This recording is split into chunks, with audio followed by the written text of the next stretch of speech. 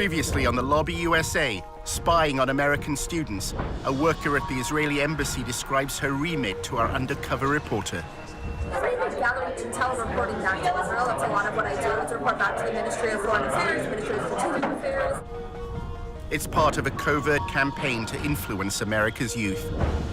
We have 3 different sub-campaigns: data gathering, working on activist organization, money trail. Wow, it just looks like the state of Israel is employing little spies.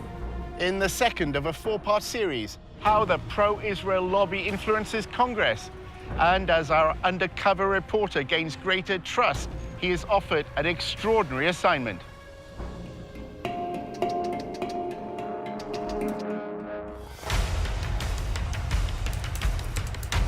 Using an undercover reporter, Al Jazeera's investigative unit infiltrates one of the most powerful lobbies in the world.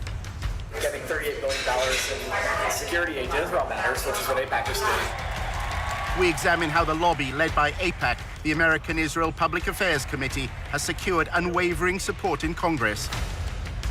Congressmen don't do anything unless you pressure them. And the only way to do that is with money.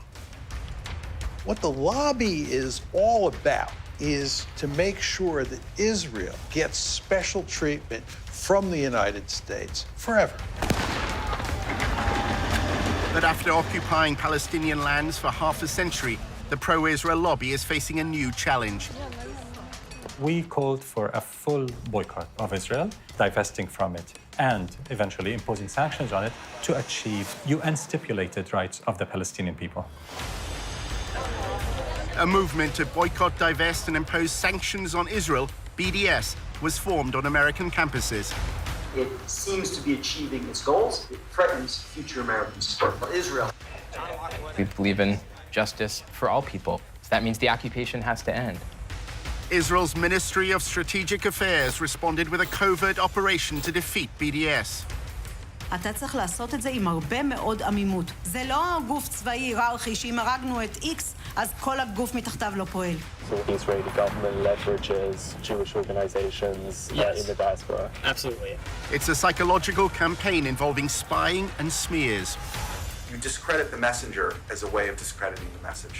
Just stay on message. And what is that message? BDS is a hate movement. While our reporter monitored pro-Israel groups, he was asked to go undercover for the lobby. You're going into enemy territory. It's not for everybody.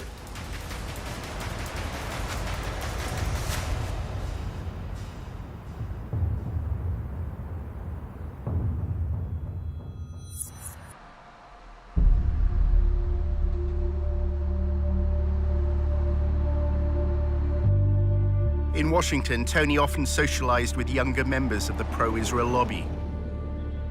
Here, the discussions are focused on influencing elites. Recent graduates appear to no longer care about debates they had at university. We try and go through student government and pass bills.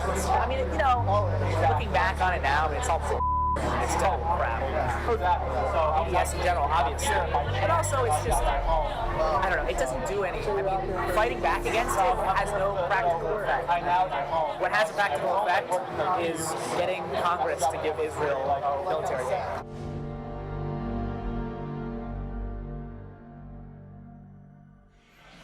At the end of the day, it doesn't matter what happens at the University of X. What matters is what happens here. What matters is what happens in the capitals of the state, the capitals of other countries. The pro-Israel lobby is keen to co-opt elites beyond America. At a party organized by AIPAC, Tony met an intern at a public relations firm whose clients include the United Arab Emirates. The lobby apparently has allies in the Arab world. The American Jewish Committee is running a study tour to, it's either Dubai or Abu Dhabi, and they're talking about mutual cooperation.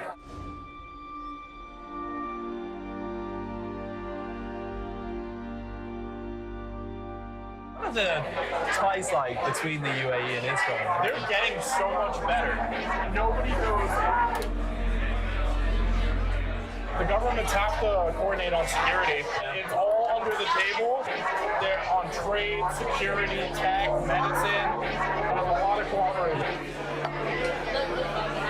Basically, where I see it standing right now is the GCC has all this under-the-table cooperation with Israel, and it's getting to the point where it's getting to the surface. Does the UAE have a stake in BDS? They do run all the time the argument of Palestinian suffering and occupation. They do kind of toe that line, but that's because they have to save face in the Arab League. They're literally just trying to cover their bases. Are they actually helping out BDS in any way? Benefit from Israeli tech, so they're not going to boycott them. Why would they? Tony's boss at the Israel Project used to work at AIPAC, where debate about Israel's actions or Palestinian rights were rarely prominent. Does the war of ideas matter? I don't know. I know that getting $38 billion in security aid to Israel matters, which is what AIPAC just did. It's what I'm proud to have been a part of for so long.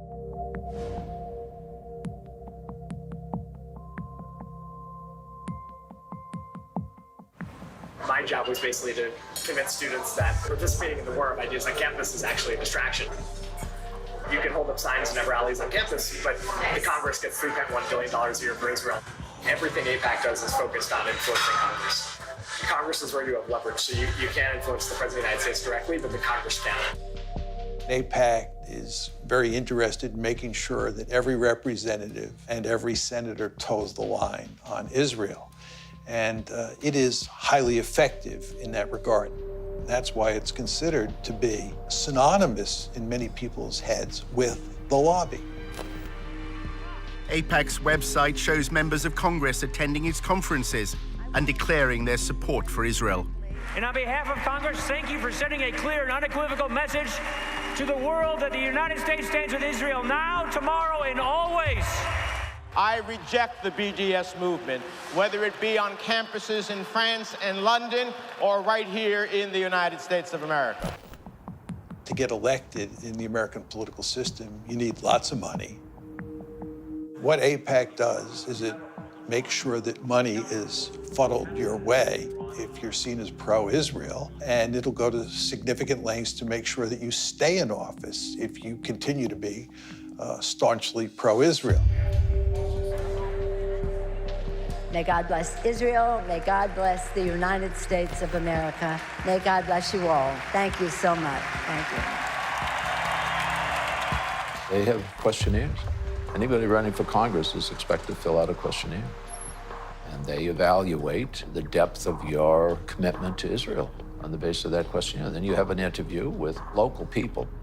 If you get AIPAC support, then more often than not, you're going to win. Jim Moran is a Democrat who represented a congressional district in Northern Virginia. You realize it's not just the money, it's the number of concerned activists. They'll send out postcards, they'll make phone calls, they'll organize. I mean, that's the democratic process. They understand the democratic process. We made sure that there were people in every single congressional district. And then you'd call them up and say, I'm calling from AIPAC in Washington. I did these calls. We hear that you're good friends with Congressman so-and-so. Oh my God, yes. We've been friends since elementary school. Well, what does he think about Israel? I never talked to him about Israel. Well, can I come down and talk to you and help you figure out a way to talk to him about Israel? No, just tell me. What should I say? I don't have to, I'll just tell him. Our undercover reporter wanted to learn more about how funding is secured for congressmen. Speaking of the devil. David Oakes, a prominent pro-Israel advocate, invited Tony to a fundraising event. Oakes later called him to discuss the details. Is it just a social event? No, hold on. I'm going to email you a list of the people that this group supports. This is the biggest ad hoc political group, and definitely the wealthiest in D.C. Hold on. Mark Kirk, the senator from Illinois. Ted Deutsch from Florida. Barbara Comstock, she's the congressman from Virginia. Richard Byrd from Carolina, Kelly Ayotte, who's fantastic. She's in the Arms Committee. They'll walk in the room and they'll say everything here is off the record. And then they'll say, here's a little bit about me, and then people will ask very specific questions. The fundraiser was being held in a wealthy suburb of Washington. The AIPAC group, it makes a difference. It really, really does. It's the best bang for your buck, and the networking is phenomenal. Congressmen and senators don't do anything unless you pressure them. They kick the can down the road unless you pressure them. And the only way to do that is with money. Right now, our current contribution limit from any person to a candidate is $2,700. Now, that's a lot of money, you know, and that can certainly buy some gratitude with the lawmaker. But if you really want to add punch to that type of buying of favors, what you do is you get 50 or 100 people together at an event like this, all chipping in $2,700, and then you bundle it all together and hand over the total amount to the lawmaker. At that point, we're talking anywhere up to $250,000. So suddenly you've got a group of people with the same demand they want from the lawmaker handing over $250,000. That buys a lawmaker. The fundraiser was for Anthony Brown, who ran for Congress in November 2016. This is direct spending. Brown's going to use that 30 grand to do ad campaigns. So they strategically pick the ones who are in the close reaches that they want to build relationships with. So we want the Jewish community to go face to face in a small environment, 50, 30, 40 people, and say, this is what's important to us. We wanted to make sure if we give you money that you're going to enforce the Iran deal. That way, when they need something from him or her, like the Iran deal, they can quickly mobilize and say, look, we'll give you 30 grand. They actually impact it. He's actually saying we're buying these office holders. And that's the point. We're chipping in all this money so we can hand over $100,000 or $200,000 to the office holders so we can buy them. You're not supposed to advertise. There's all these advertising laws. I was surprised they had an invite. I've never seen an actual invite before. Oakes described a similar event he attended in New York, which included donors from Wall Street. In New York, with Jeff Talbot, we don't ask a goddamn thing about Palestinians. You know why? Because it's a tiny issue, that's why. It's a small, insignificant issue. The big issue is Iran. We want everything focused on Iran.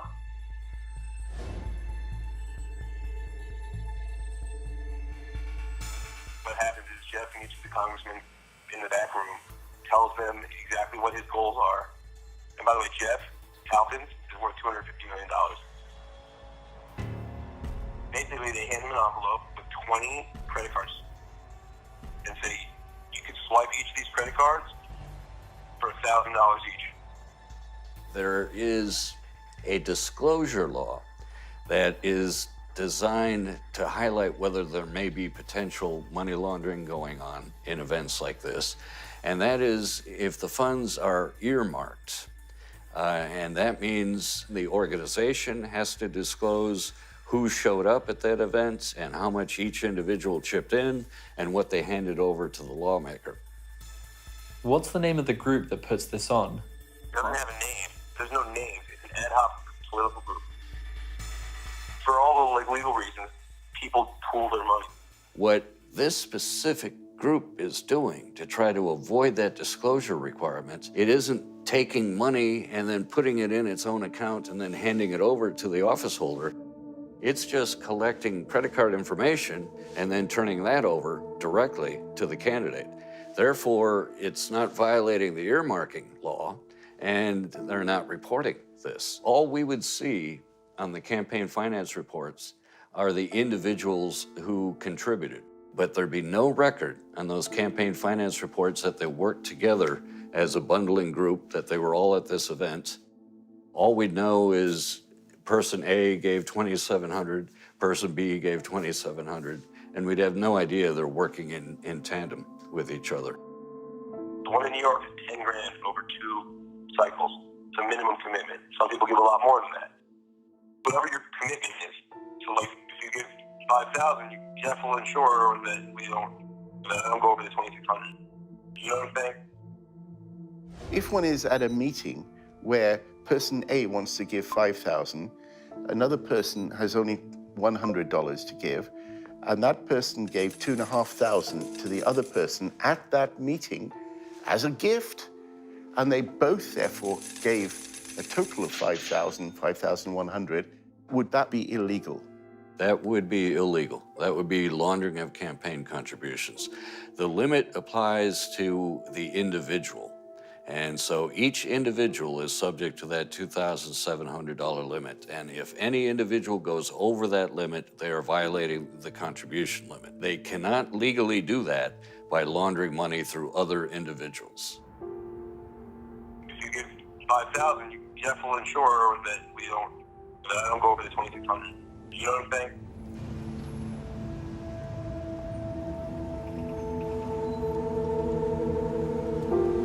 During a cab journey across Washington, Tony's boss at the Israel Project, Eric, spoke about his former job as a fundraiser for Jeb Bush. I was one of the first employees on the Bush campaign. The first time Trump came up in a conversation was we were going to solicit him for Jeb.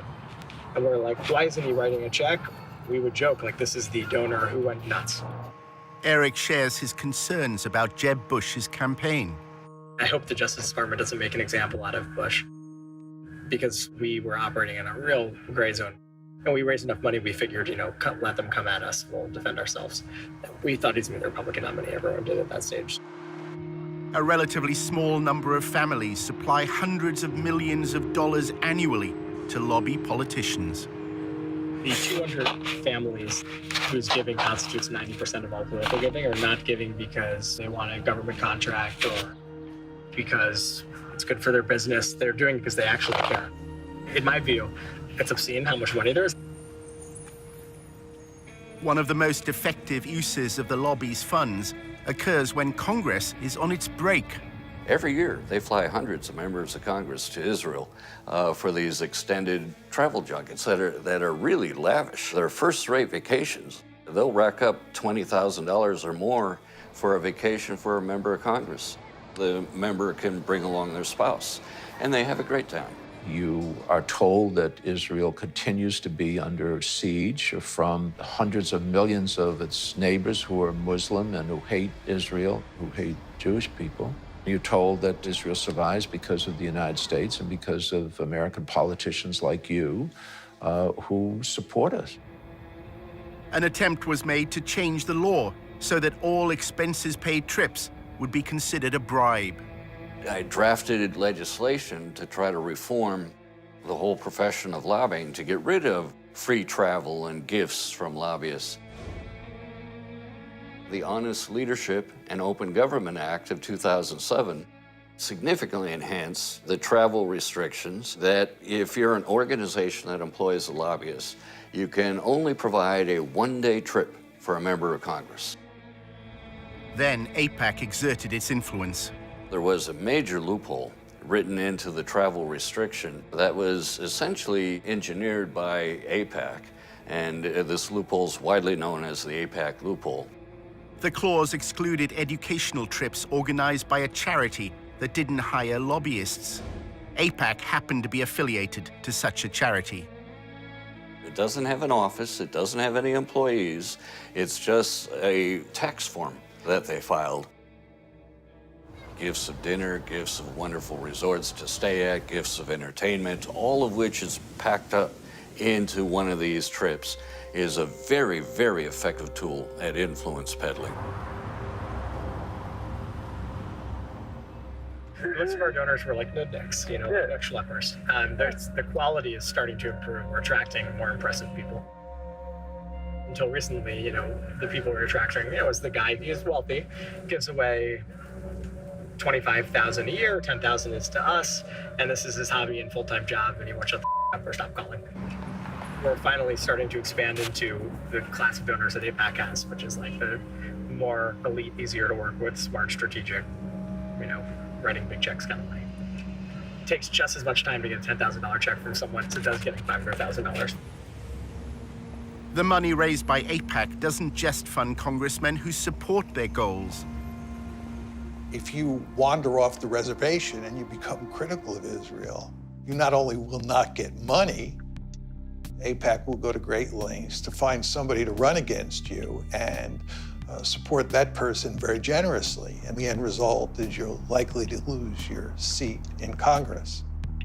They threaten. They immediately threaten. Even if they know that AIPAC can't defeat them, AIPAC can make their lives more difficult.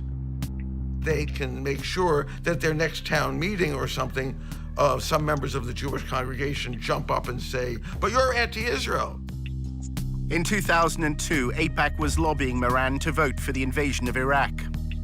The executive director of AIPAC said that his most important accomplishment was securing the authorization for the use of U.S. military force in Iraq. AIPAC was pushing it very hard. Why does AIPAC benefit from the United States going to war? The United States getting involved in wars in the Middle East is ultimately in Israel's interests, because we have a stake in the region. Congressman Moran refused to vote for the invasion, as AIPAC requested. There are compelling, fundamental reasons why this body should oppose this resolution. Then at a public meeting, he was asked a question. A Jewish woman actually stood up in a town hall. She said, why aren't more Jews involved in the marches against the war? I said, if the leaders of the Jewish community were opposed to the war, I think that would make a difference. The lobby reacted, claiming this was evidence of Moran's belief in a Jewish conspiracy that was leading America to war. There was a conservative rabbi in my district who was assigned to me, I assume, by AIPAC. And he had warned me that if I voice my views about the Israeli lobby, that my career would be over, and implied that it would be done through the Post. And sure enough, the Washington Post editorialized brutally. Everybody ganged up.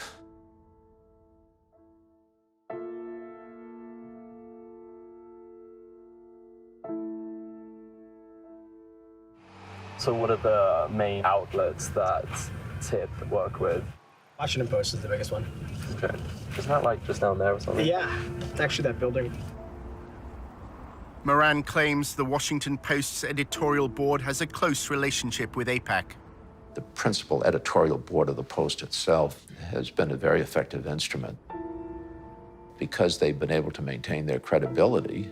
And it's a great paper in every other way, but because they have such credibility, they're extremely effective. Everyone knew he wasn't anti-Semitic. Anti-Semitism has come to mean anti-Israel.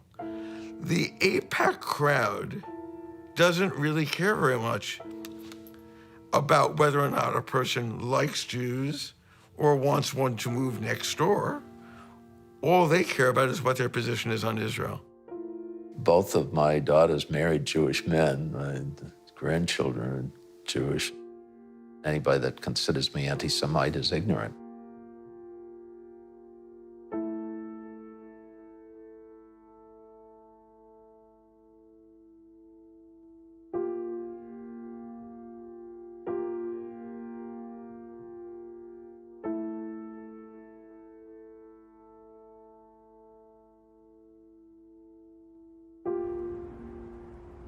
In part two, a battle over the definition of anti-Semitism on America's campuses.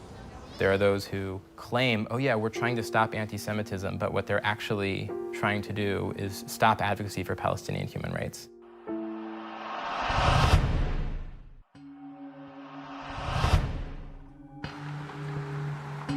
In part one, our undercover reporter discovered that many young people in the pro-Israel lobby have given up debating the BDS movement on campus.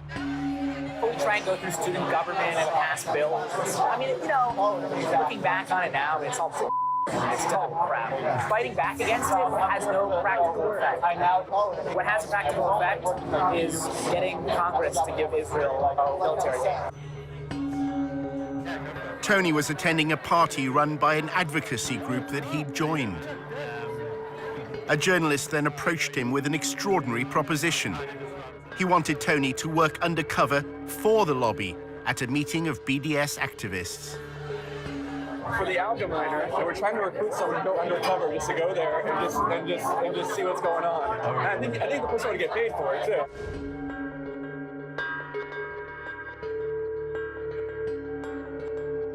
Someone's gonna sign up, do that profile, just kind of like see what's going on. Higher up, they sent me an email today that like, you know anyone who could do this? For some reason, he popped into my head.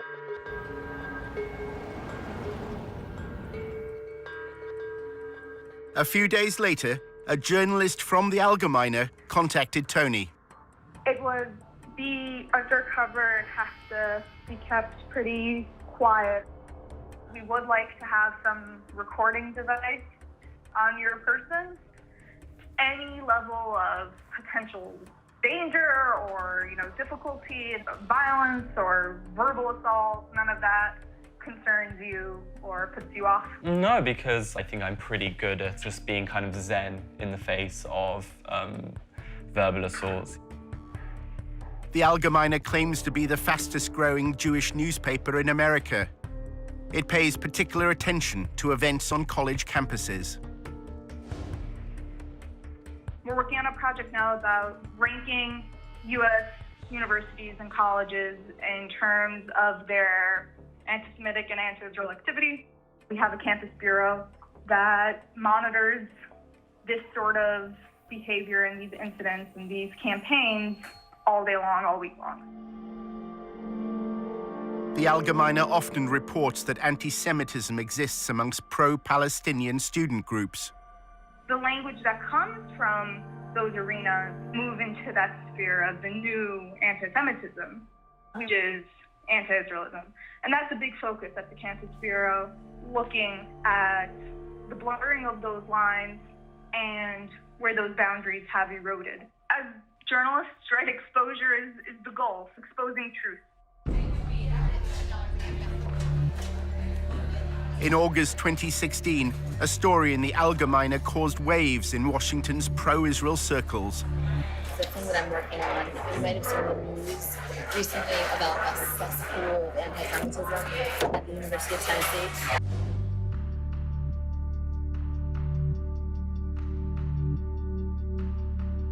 So the expose was on these anti-Semitic tweets. They uncovered 14 current students, 5 recent graduates at the University of Tennessee that had tweeted all of these horribly anti-Semitic things.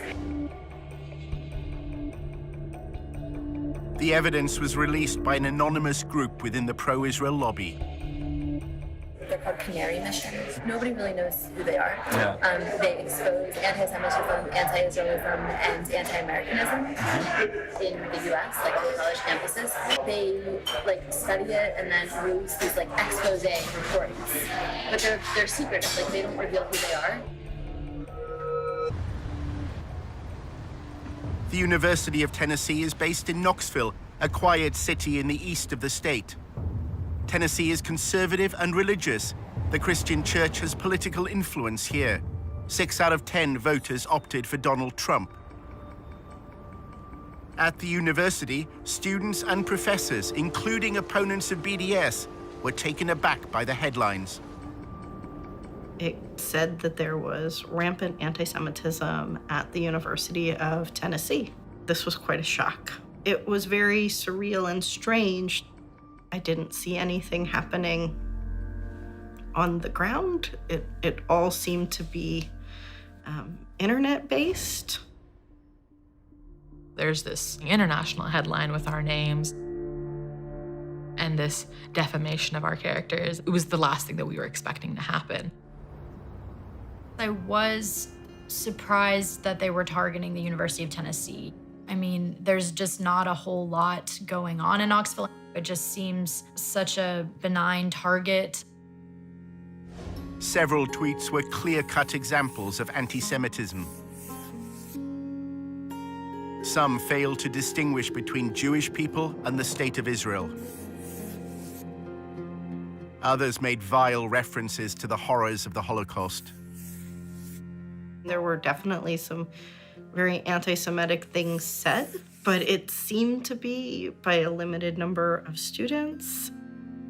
Those tweets are horrible, and that should not be supported by anybody.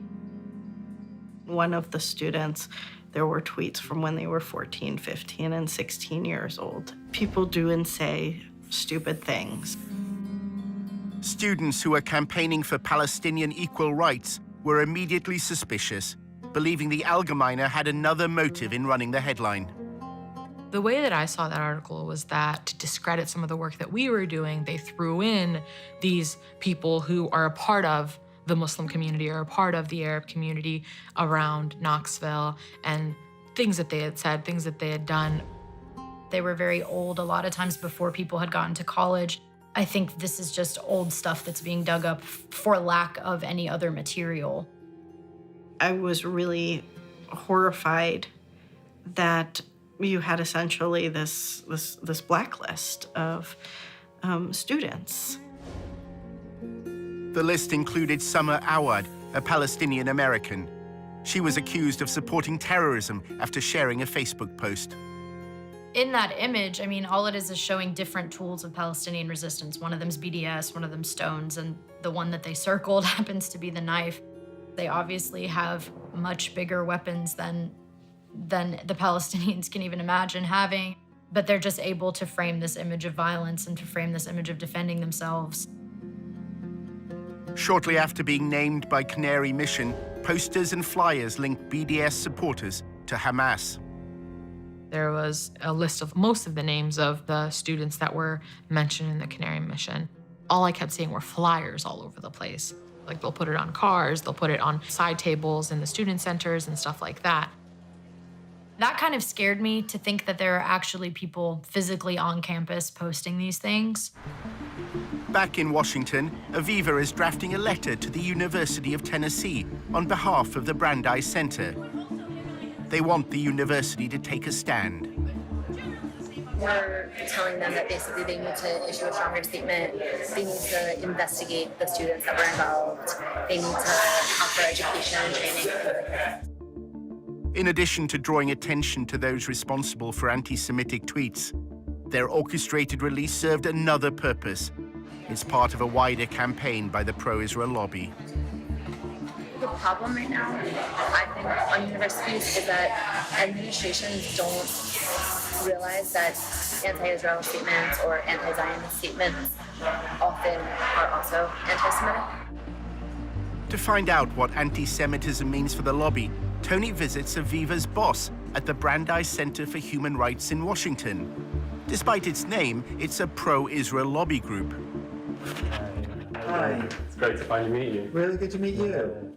Kenneth Marcus is involved in the lobby's attempt to redefine anti-Semitism in a way that could include criticism of the state of Israel. Right now, the challenge is that there are people who say, you know what, anti-Israel politics have nothing to do with anti-Semitism. Well, you've got to show that they're not the same, but they're not entirely different either.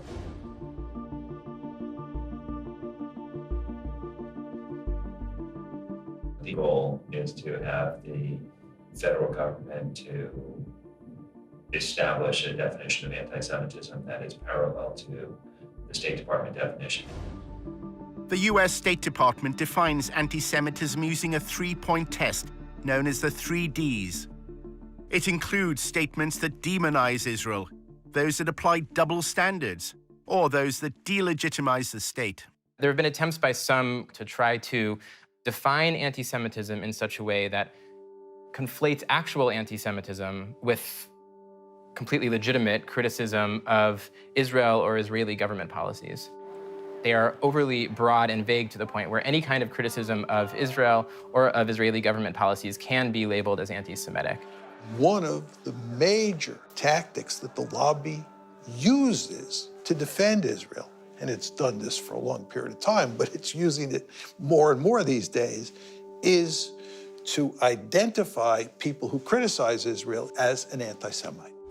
The letter that Aviva was sending called for the University of Tennessee, Knoxville to address a long-standing problem of anti-Semitism on campus. The Brandeis Center is urging American universities to adopt a definition of anti-Semitism that could include criticism of Israel.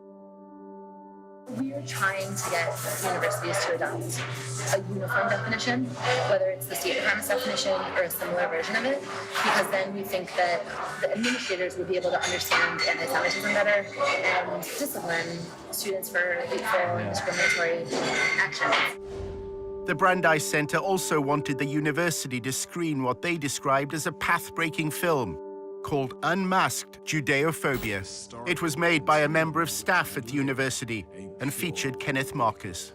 It is now socially acceptable to say lots of different things that were not acceptable in the past. Anti-Israelism and anti-Semitism is one example.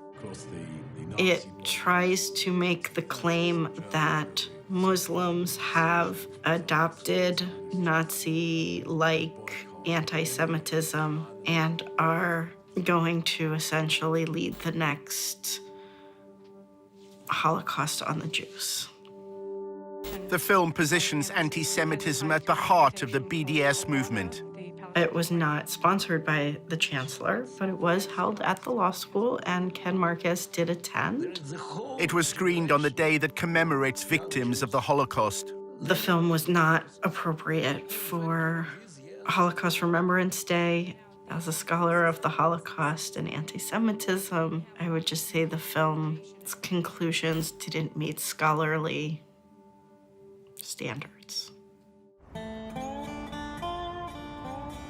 Exactly why Washington's pro-Israel lobby is concerned by events in Tennessee is at first hard to understand, until one considers the growth of evangelical Christianity in the southern states.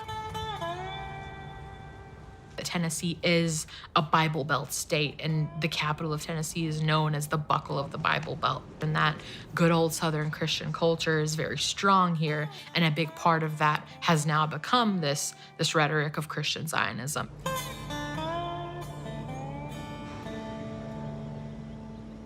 Satan hates Israel and the Jews because Israel's restoration initiated the last days of Bible prophecy.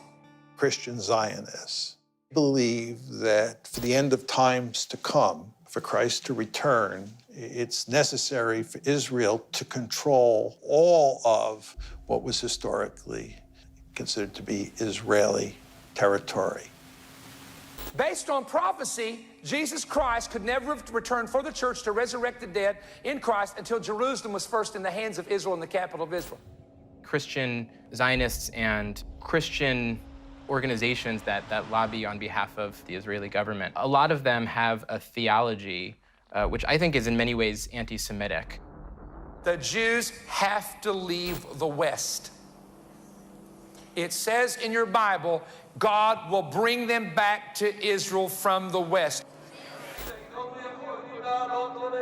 It instrumentalizes Jews in such a way that their goal is that all Jews around the world will leave where they live and move to Israel, because in their theology, that is what will lead to the coming of the Messiah again, and then all of the Jews will convert or will all be killed. Leaders of the Christian Zionist lobby threw their weight behind the Trump election campaign. I have been asked 101 times plus, why do you think Donald Trump won? And I have an immediate answer. Because he was the only one that was blessing Israel.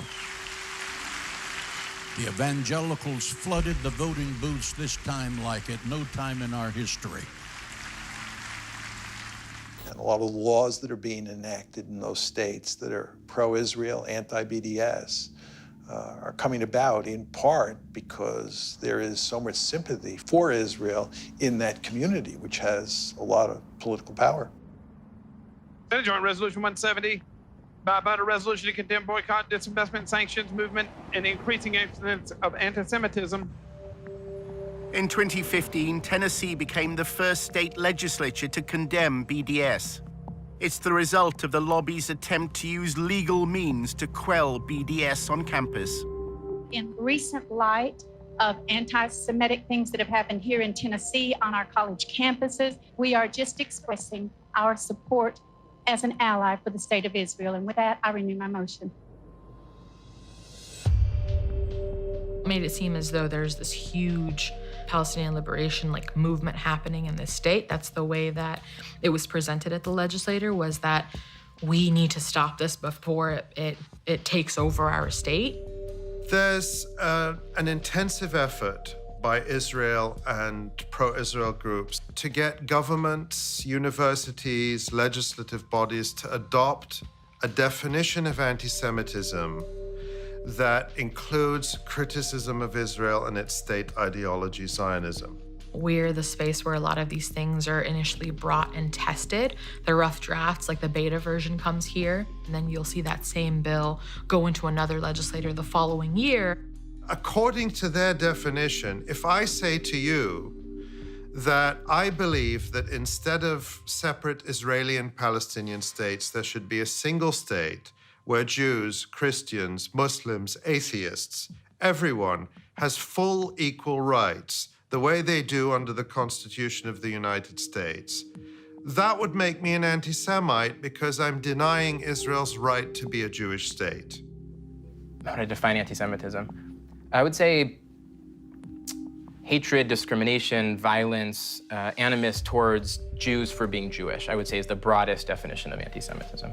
They have created this perverse definition of anti-Semitism where calling for everyone in Palestine, Israel to have equal rights is somehow an attack on Jews. And they're trying to get this pushed into official definitions. And this has been a key goal of people like Kenneth Marcus and the Brandeis Center, so that they can then go after people who are advocating for equality and bring them up on charges that they're actually anti-Semitic bigots. You have to show that they're racist hate groups and that they are using intimidation to get funded and to consistently portray them that way. 6 months after the Allgemeine ran its report, an anti-Semitism awareness bill was brought before Tennessee's State Assembly. The bill incorporates the 3Ds definition, which can include criticism of Israel. Kenneth Marcus gave evidence. When I had read a newspaper article in a major national Jewish newspaper indicating some issues, we independently verified several different issues going on with blogging, I think it was Facebook entries, Nazi-type references to Jews, and the need to kill Jews. They may have dealt with that, but it seems to me it's an indication that the problem is here. In order to create enough sort of political momentum and hysteria to get these bills through, you need to show that anti-Semitism is rife on campuses. You see groups like the Brandeis Center jumping on headlines which are very dramatic and very scary. Incidents like the one that they claimed happened at the University of Tennessee are certainly helpful in a political sense if you're trying to push legislation like that through. A right to exist. Aviva Vogelstein also traveled to Tennessee. If a student on a campus says, from the river to the sea, Palestine will be free, meaning that from the Jordan River to the Mediterranean Sea, there will be no state of Israel, that would be considered anti-Semitic. Another example would be when students on campus chant things like, Intifada, Intifada, we support the Intifada. That's calling for, an Intifada is calling for violence against innocent Israeli civilians. And that is an incitement to violence. And it's calling for demonization and delegitimization of Israel. 7 months earlier, when Aviva was writing the letter to the University of Tennessee, she was talking to a leader of the Jewish community in Knoxville. It seems that she told Aviva that the University of Tennessee doesn't have a long-standing problem of anti-Semitism. She's like, I've been on campus for 10 years and there have been no actual incidents of anti-Semitism. These tweets are obviously disgusting and need to be addressed. It's very misleading that they're calling this a cesspool of anti-Semitism. Jewish students at the University of Tennessee repeated this sentiment before the state legislature. When people say things like we're experiencing anti-Semitism, it hits us pretty hard.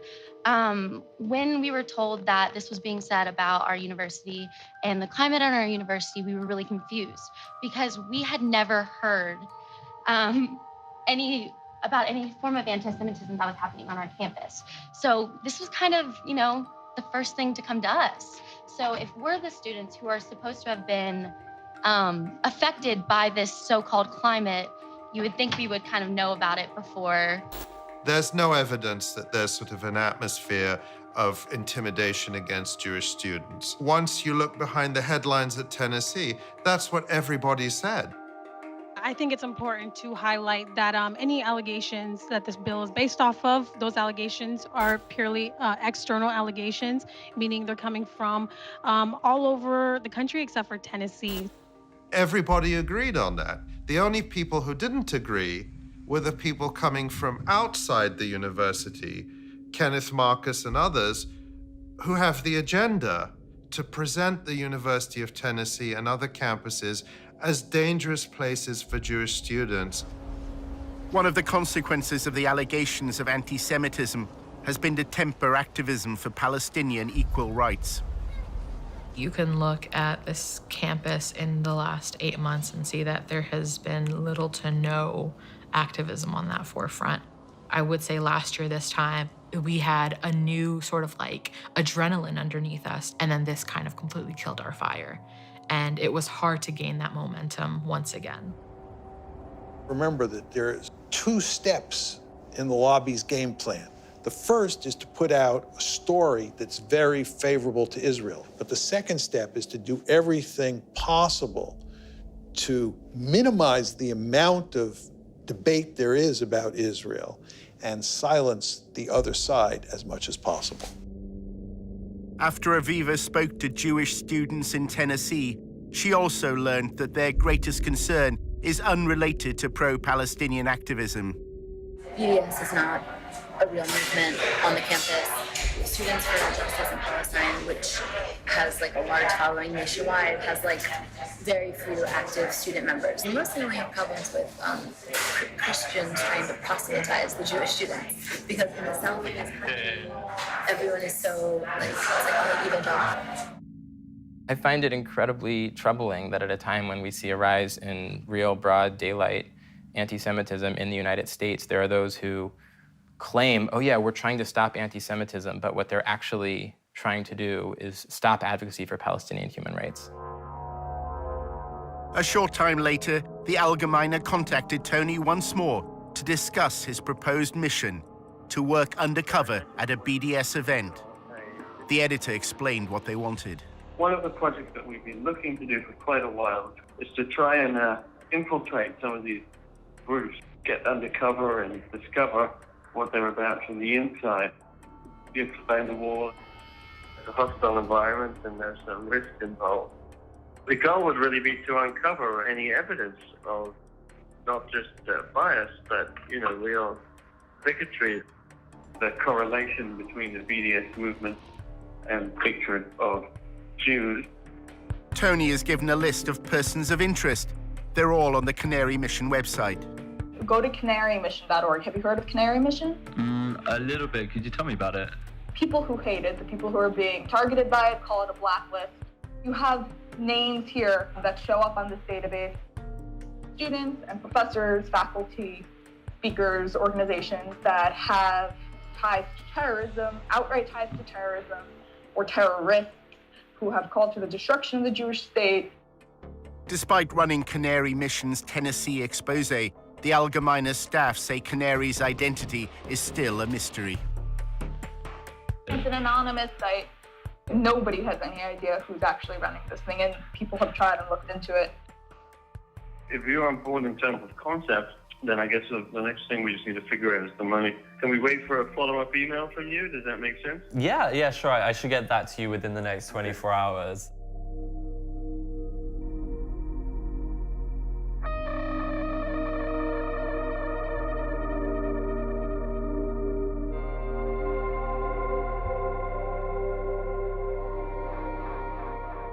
Coming up in episode 3 of The Lobby, how anonymous websites smear pro-Palestinian activists on campus. It was really an attempt by people who didn't know us to think, maybe I can destroy this marriage at the very least. It's psychological warfare. Drives them crazy.